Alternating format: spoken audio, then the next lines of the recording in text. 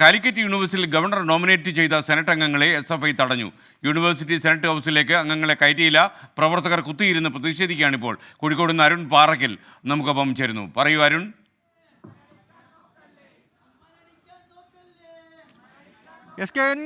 കാലിക്കറ്റ് യൂണിവേഴ്സിറ്റിയിലെ സെനറ്റ് യോഗം ഇന്നിപ്പോൾ 10 മണിക്കാണ് ആരംഭിക്കേണ്ടത്. ഇവിടേക്ക് സെനറ്റ് അംഗങ്ങളൊക്കെ എത്തിച്ചേരുന്നുണ്ട്. ഇതിനിടയിലാണ് ചാൻസലർ നോമിനേറ്റ് ചെയ്ത സെനറ്റ് അംഗങ്ങളെ ഒരു കാരണവശാലും ഇവിടേക്ക് കയറ്റില്ല എന്ന് പറഞ്ഞുകൊണ്ട് SFIയുടെ പ്രവർത്തകർ സമരം ചെയ്യുന്നത്.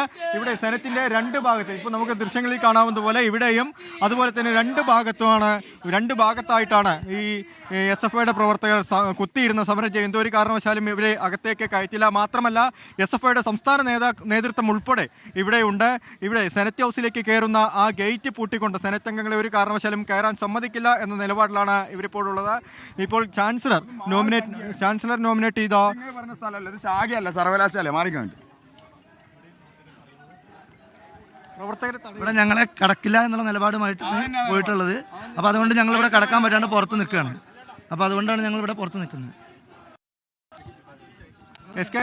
ഇവിടെ പുറത്ത് നിൽക്കുകയാണ്. അതുകൊണ്ട് ഞങ്ങളെ കയറ്റില്ല എന്നുള്ള നിലപാടുകൊണ്ട് ഞങ്ങൾ പുറത്ത് നിൽക്കുകയാണ്. നിലപാടിലേക്ക് മാറിയത്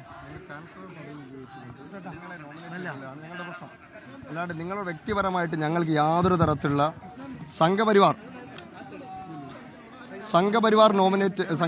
പ്രവർത്തകരായ നിങ്ങളെ ചാൻസലർ പദവി ഉപയോഗിച്ചുകൊണ്ട് ഗവർണർ നോമിനേറ്റ് ചെയ്തതിലുള്ള പ്രതിഷേധമാണ് ഞങ്ങളിവിടെ അറിയിക്കുന്നത്.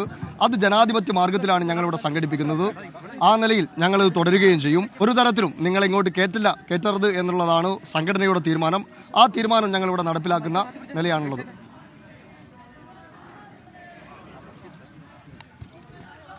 ഇത് തന്നെയാണ് വിവരങ്ങൾ നൽകിയത്.